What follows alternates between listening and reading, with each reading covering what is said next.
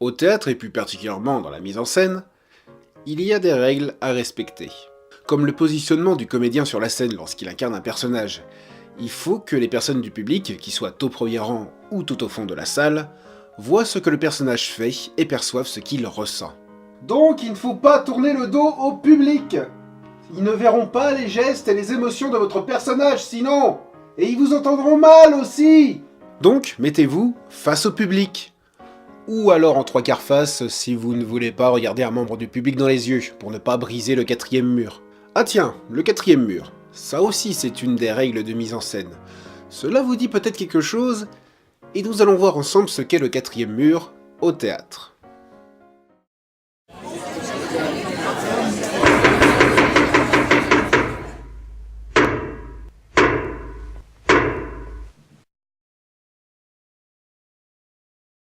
Sur la scène de théâtre, il y a des comédiens qui incarnent des personnages, qui ont tous une personnalité, une présence, des émotions et une diction particulière. Et tous ensemble, ces comédiens racontent une histoire en jouant leur propre personnage. Et pour que le public puisse suivre cette histoire sans qu'ils aient l'impression de regarder une pièce de théâtre, les comédiens ne doivent en aucun cas interagir avec lui. Ils doivent faire en sorte que le public n'existe pas finalement. C'est là où on va parler de notre fameux quatrième mur. Sur la scène d'un théâtre classique, nous avons trois murs. Il y a le mur tout au fond de la scène et les deux murs latéraux qui se trouvent dans les coulisses. Il n'y a pas de quatrième mur vers l'avant de la scène pour que celle-ci soit ouverte au public. Bah oui, il n'y aurait aucun intérêt sinon. Mais pour les comédiens qui jouent leur personnage, ils imaginent un mur qui sépare la scène et le public, pour qu'ils n'aient pas l'impression d'être observés et qu'ils rentrent plus facilement dans leur rôle. Voilà, c'est ça le concept du quatrième mur. Tout simplement.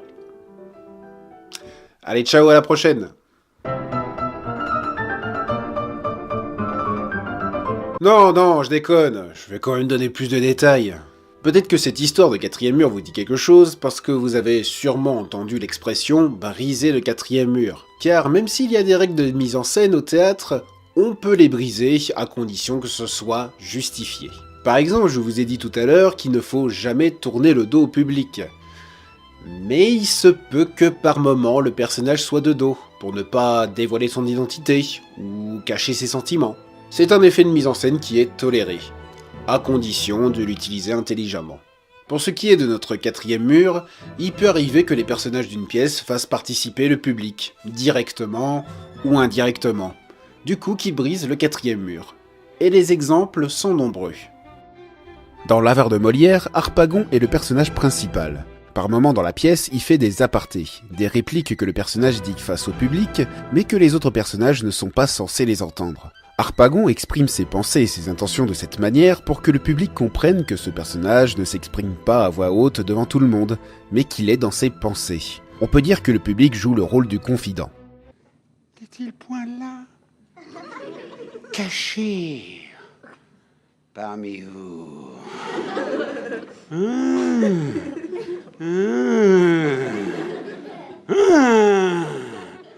Ah!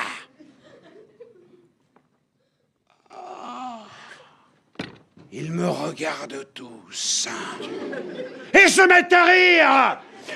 Dans Le Songe d'une nuit d'été, William Shakespeare utilise, lui, la mise en abîme, avec ses personnages de Bottom, Lecoing, Flûte, Groin, Étriquet et Meurt-de-faim. Oui, ce sont leurs vrais noms.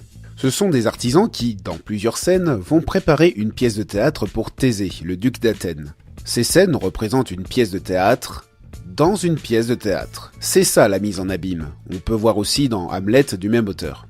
Là où cette mise en abîme brise le quatrième mur, c'est que ces scènes avec les artisans ont un but comique. Elles se moquent beaucoup de comment les comédiens et leurs metteurs en scène organisent une pièce, mais aussi de la manière dont le public réagit devant une représentation théâtrale.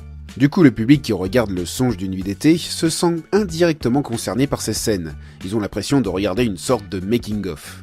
Et ces effets de mise en scène ne sont pas présents seulement au théâtre.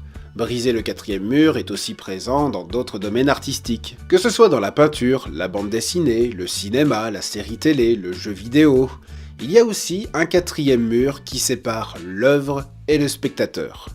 Et à des moments, les créateurs de ces œuvres brisent ce mur imaginaire.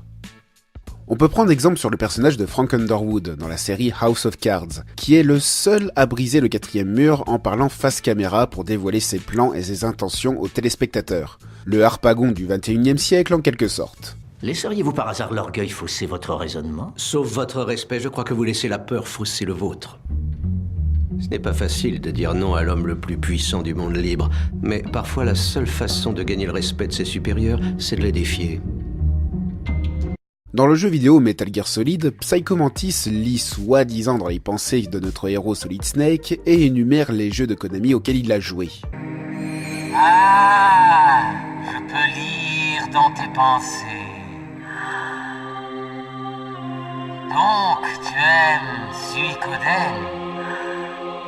En réalité, Mantis lit dans la carte mémoire de la console et énumère les sauvegardes du joueur, un des nombreux brisages du quatrième mur que la série adore faire. Tu ne sauvegardes pas très souvent.